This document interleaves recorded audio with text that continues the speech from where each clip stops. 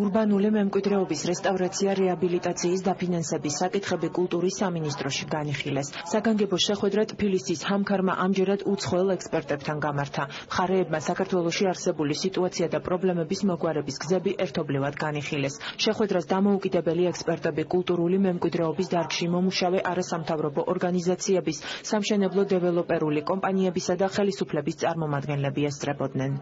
თბილისის ჰამქარის გაკვეთით და კულტურის სამინისტროს მხარდაჭერით ჩამოვიყვანეთ ორი ძალიან მნიშვნელოვანი ექსპერტი ნიდერლანდებიდან, რომლებსაც საკმაო გამოცდილება აქვთ მათ აღმოსავლეთ ევროპის და აზიის ქვეყნებში ასეთი სამუშაოები ძალიან მნიშვნელოვანი აქვს ჩატარებული. ეს არის სხდომა პირველი, რომელიც დაიწყო დღეს კულტურის სამინისტროში და ვფიქრობ, რომ ამ კომისიის მუშაობის შედეგად ჩვენ ძალიან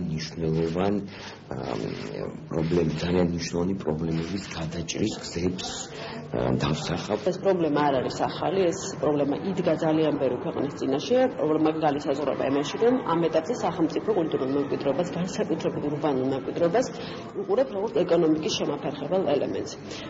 სამწუხაროდ ეს პრობლემა თავისთავად არ მოგვარდება. მას სჭირდება ძალიან მიზანმიმართული, ძალიან თანმიმდევრული ნაბიჯების გადადგმა.